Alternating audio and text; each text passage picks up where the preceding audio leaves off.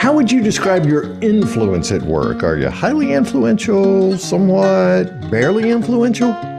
One of the keys to creating a positive work culture that connects people and profits is your ability to influence that culture.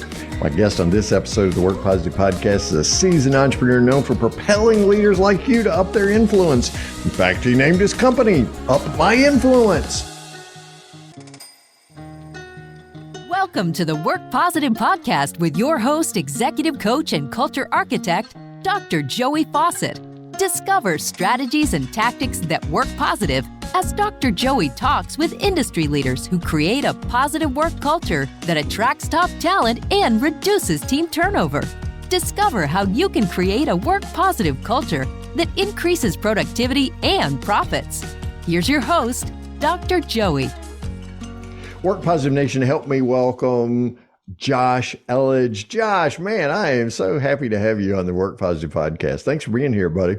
Dr. Joey, it's truly an honor. I'm so grateful that I get to talk about this. You know, a lot of times, when we're out serving audiences, we don't get down into the weeds on issues. Like, this is a topic that we all this is important stuff. It really and I'm just is. so grateful for the platform to be able to talk about this and some things that I've learned over the past number of decades in working with primarily virtual teams.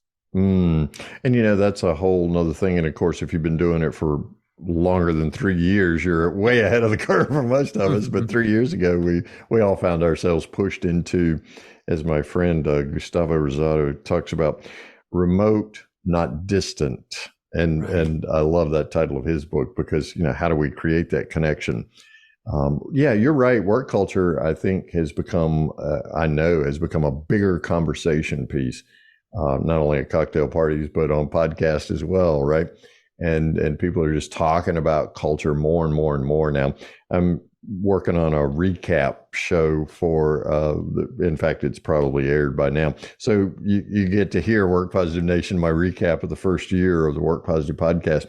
And there's so many ways in which this conversation about work culture and how to create a positive work culture has really accelerated in people's minds. What do you think is causing that rising importance of work culture, Josh? Well, I think that things beyond our control likely pushed or I should say accelerated a lot of things that were already kind of bubbling up to begin with, right? And so, we were lucky in that, and again, kind of speaking specifically about, 2021 and so forth, or 2020, having where many workplaces were forced to go distributed and remote in a way where that was incredibly disruptive. Well, we've been 100% remote. This isn't my first rodeo. It's my second, I would say, successful company. Plenty of failures beforehand. But even those companies, we just never made the investments in office space. And maybe there were a lot of missed opportunities because we didn't make that shift. But I have to say that I am really well pleased with not just the work-life culture that I get to experience for myself, but that I get to create for our teams. And so my first company, Savings Angel, when we launched, pretty much just web-based. So I just didn't really see where there was an ad, and then, I started web-based, had employees that had gotten connected with, and we'll talk about that in a moment about sourcing and that sort of thing. But they were already kind of coming in from pretty far away, at least an hour or so, in terms of where they lived, and, to have them drive all the way to where I was, or I didn't want to drive to where they were. I don't think they wanted to drive. I'm like, well, I'm going to have to make a bunch of concessions here. I'm going to have to work with and be realistic about what that's going to be like in working with a remote team. So I really just kind of had to get good at that pretty quickly. And I wouldn't say that we're perfect, but certainly I'd say today's modern tools make it a lot easier than what we were relying on before. I mean, back in the day, it was email. I mean, it was just email and Google Docs. Mm-hmm. And we didn't, we had, I guess, AOL Instant Messenger and Boy, other, that takes me back. messaging tools. That's it. Yeah. Now it's just like we live on Slack and that's kind of one of the hubs that we communicate from. And then, of course, we tie that into a lot of other things. But there's something to be said for the wisdom that we gain from doing the thing, right? Do the thing, have the power. And we also have the opportunity to make mistakes and learn from those mistakes. And, I feel like, the faster we can make those mistakes with our team, with our culture, hopefully we learn from that and we're committed to, continuing growth and that sort of thing. But that's now with Up My Influence, which we launched in 2014, it's gone through a couple of iterations, but we've always been virtual. And it's such a joy, Dr. Joey, because I get to work with amazing people that I wouldn't be able to work with if I required them to be geographically specific. And I really, really enjoy who we have on the team. I genuinely like, and I hope they like me, but I genuinely just like the people that I get to work with. I'm actually quite honored that I get to work with the caliber of people that I work with. Well, as listening to you there, Josh, it seems to me that the labor shed, that's what we do analyses around for workforce development. We've greatly expanded the labor shed. And so now it's not just within an hour, but it's worldwide. And you've been doing it for quite a while. So in terms of thinking about, and if we can focus on, since that's your experience on assembling those teams, how do you attract top talent? Great. In this kind of virtual environment? Yeah. So I don't know that this is going to be applicable for everyone, but what I can tell you is that as a company, I've always been pretty transparent with audiences. It's just kind of my own personal culture, comes from my background in journalism. And I got to learn from I was a journalist in the United States Navy, and I got to learn from Adrian Cronauer. And, philosophically, he was like, you're always honest and transparent with everybody at all times, to the extent that you can, and not, find yourself in the brig for disclosing military secrets or something like that. But that was, so part of that transparency with my audience is being able to communicate often and making it a part of my regular conversation on social media, as I'm networking and circulating about, talking about the behind the scenes. I think that the future is only, I think that markets and potential employees and current employees are leaning more in the direction. You probably have better data on it than I, certainly my observation, but I think people appreciate that transparency and that honesty. So part of our recruiting, and also for Savings Angel, we had as many as 65 employees at one time. 100% of those employees were customers.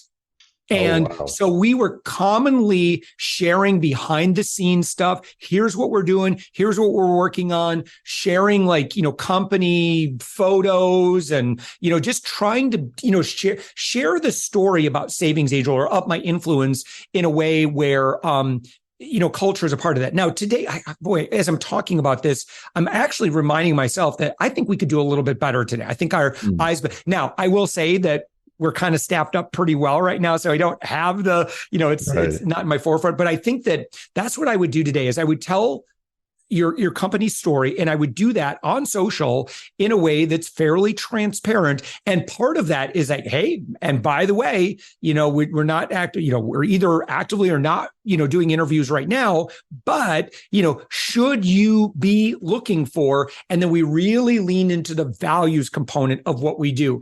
I don't really talk about, publicly about how much we pay, because we probably don't pay as much as other employers. But one thing that we're really, really committed to, and I've always been this way with both companies, is what I may not be able to compete with, in terms of salary and that sort of thing. I am going to be insanely flexible with what your lifestyle is like. So, if you've got kids, they come first. If you've got responsibilities, listen, that I will find a way to work around that to give you ultimate flexibility, as long as you can promise that, you're going to help us, do what we need to get done. And certainly, when there's been, issues with that, I think we have a pretty good personnel team now that is able to track things and have honest conversations with people, right? And this is going to get into, I think, what we're going to talk about as well is this two-way relationship where I want to know what's most important to them, and I have a vision for me. I have goals for this company. What I want my life to be like. I also have a vision for our clients and our audiences, what I want to create for them. I also finally have a vision for folks within our team. I want to know, based on what I can provide, how can I meet them so that they can have that perfect work-life balance? I never want to make expectations of them that are unrealistic or unfair. I don't ever require communication outside of working hours or on the weekends. Not to say that will never be the case, but we're pretty committed to that. And we communicate that to our clients coming in. It's like, listen, this is when we're available. This is when your pod coach is available. If it's outside of that, I'm just going to tell you right now, you're going to need to be patient. If you have a problem on Friday night, I'm sorry, but there's you coming into a relationship with me. So it's like setting those expectations with everybody so they can honor my agreement with our team is pretty important. So it's an internal messaging as well as an external, because your clients are hearing we value our people. So that was probably one of the keys too, because you just said you're 100% staffed by former customers.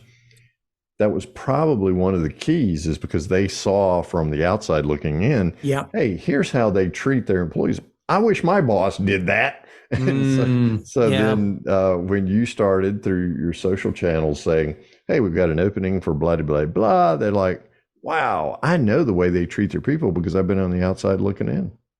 And one thing to add to that is that, Dr. Joey, when I'm having conversations, so I pretty founder led right now. So I'm still very, very active in all things sales and growth.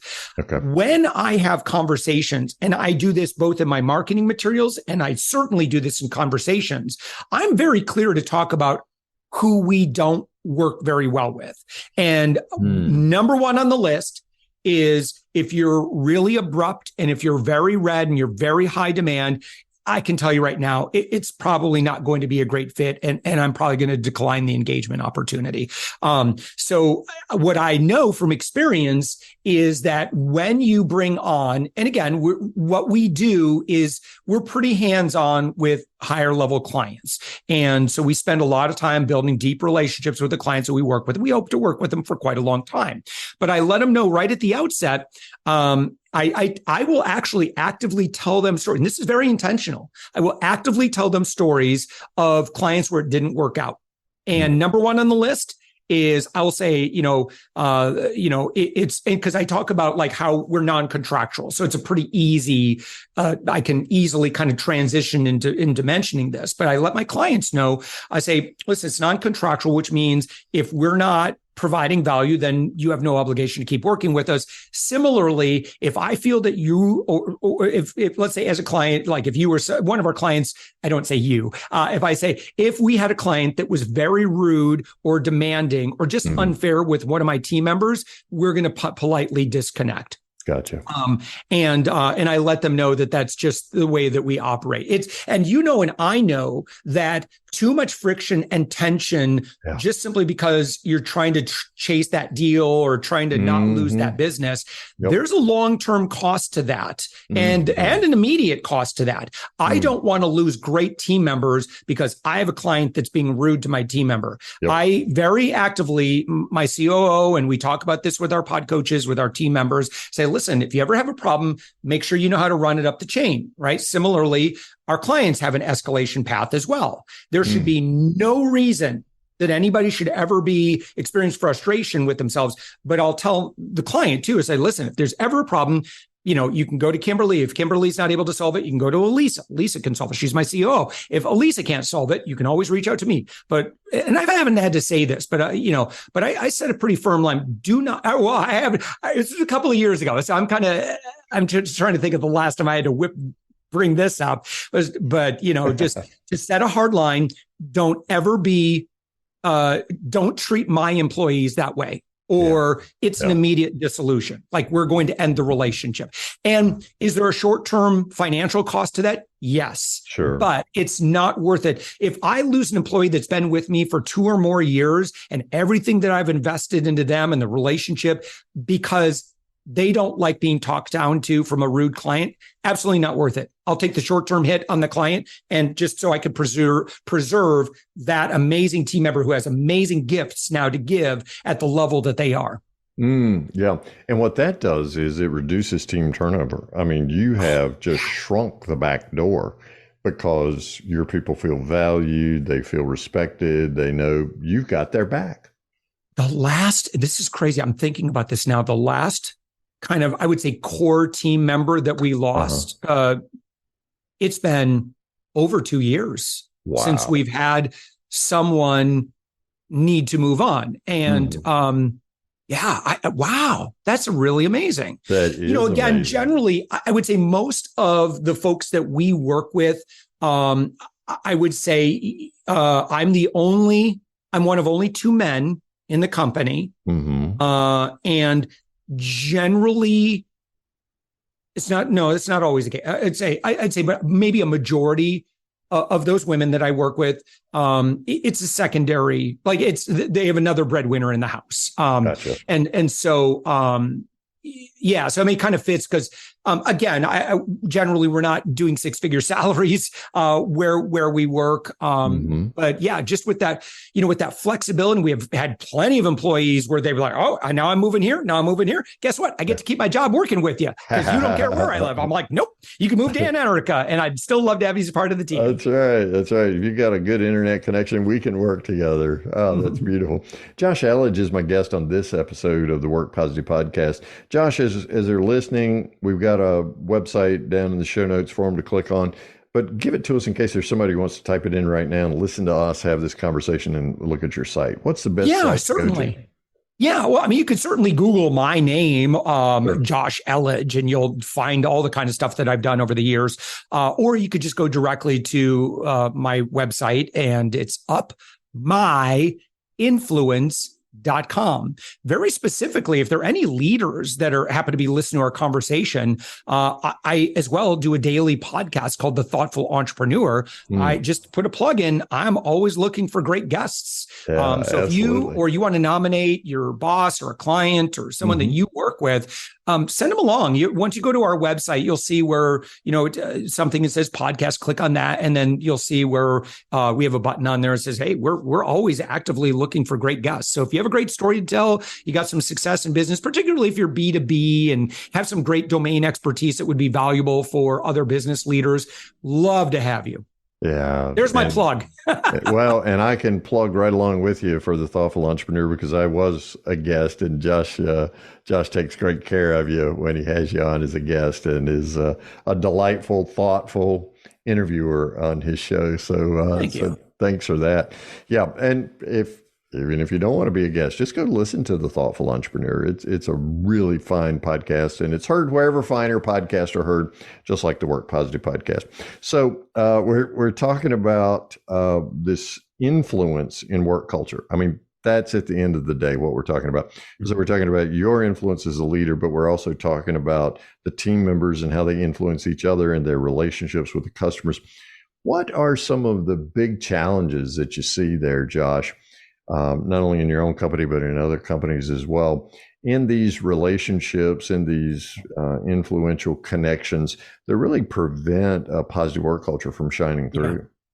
Well, certainly I think what we miss, compared to what I had when I was working in corporate America, is there's no Margarita Thursdays, right? There's, or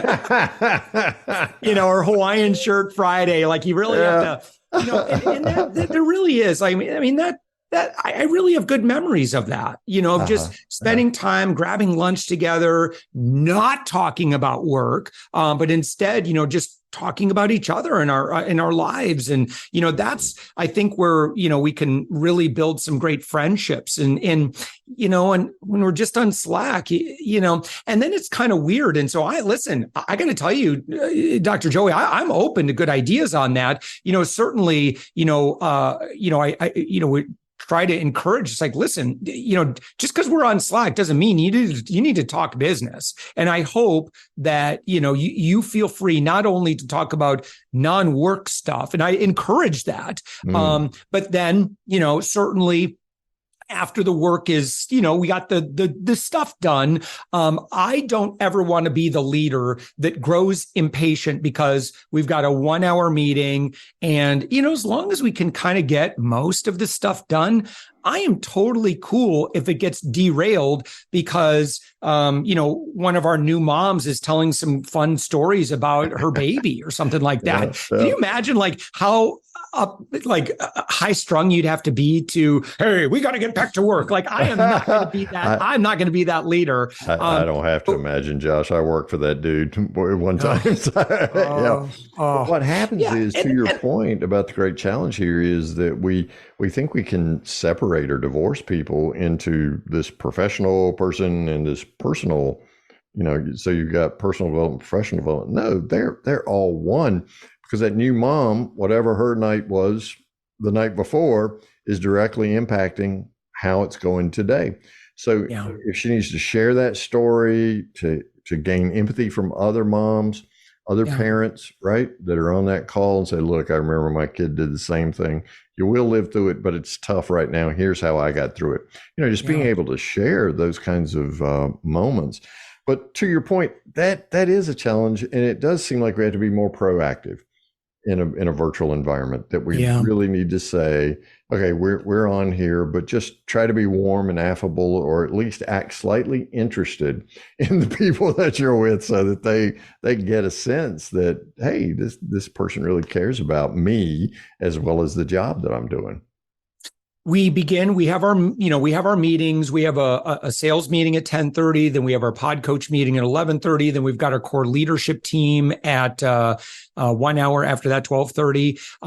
And it gives each of those groups of people the opportunity. And I really encourage this. I'll say, how was your weekend? And I want people to talk about their weekend and just and just engage. And try not to overfill meetings. And this is something I think that I found. I found that if you said, hey, now my team also has open office hours. So what they'll do is they can work on whatever, or they don't even have to be working, but they'll set this up where from 1:30 to 2:30 on Thursday, just turn on your webcam. If you want to chat, cool. If you don't, you just want to hang out and be on camera and hear what other people are talking about, that's cool too.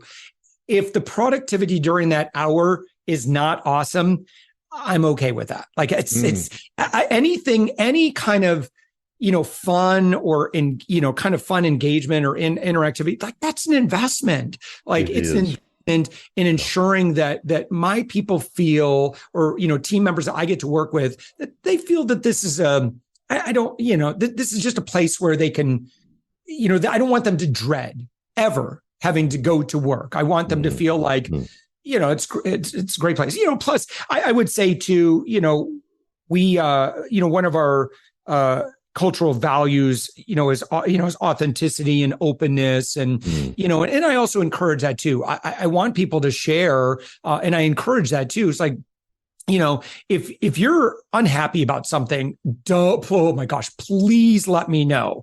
And we can work with you. On that, but, I also I don't want people to feel like, oh, I can't look dumb in front of somebody else. I hope that I can continue to do more to encourage that, that transparency and openness and honesty. And that, listen, I'll be the first to say, I'm sorry, I feel a little clueless right now, and I'm kind of slow in picking this up. Can you explain that to me again? Modeling that, that okay not to have the answers, or when I do have an answer and I know I've got a pretty strong opinion on it, I still want to solicit all the input too, just so that I know how I can share what it is that I'm hoping to share. But I don't ever want anyone to feel like, and I'm okay. Like I said, I'm okay taking extra time to get there, so that I know that people feel like they're always being heard. I'm not perfect at that, and I know that there's always areas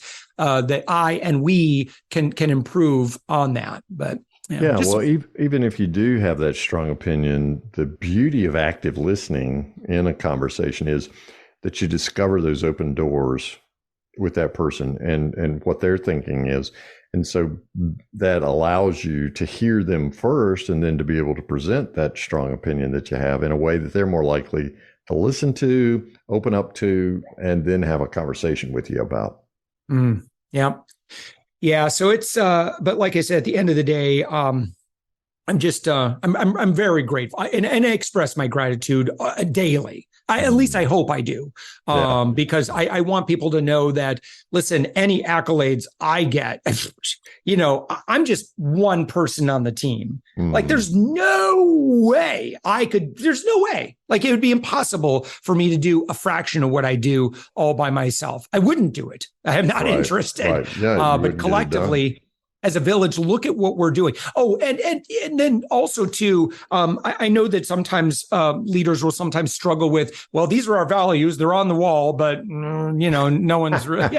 I try to incorporate that into our language, and in my gratitude, I try to pull it back to bigger picture. Why do we do what we do? And I truly believe, and I hope that everyone on my team agrees at least to some degree that, and I think this is really important moving forward. What we do matters. We are making the world a better place. And let me just, let's look for evidence to support that. Let's share those stories, share those client stories about, well, not only does this, sure, you helped them increase their revenue or sales, but big picture, why does that matter to you? And it's what we're doing is we decrease the amount of spam and horrible lead gen from desperate sales teams that are trying to connect with leaders. That does not work anymore. That makes the world a worse place when great business owners and leaders feel like they have to degrade themselves to spammy lead gen tactics, hiding in the shadows and DMing people, trying to book appointments. We effectively put the kibosh on that, and we present a better way by leading in generosity. So we talk about generosity a lot. So we want to have a plan for generosity with our clients. We want to have a plan for generosity internally. And so it's, again, one of our core values. Absolutely. Josh Elledge is my guest on this episode of the Work Positive Podcast. Josh, Work Positive Nation always wants to know from my guest, what's your one thing?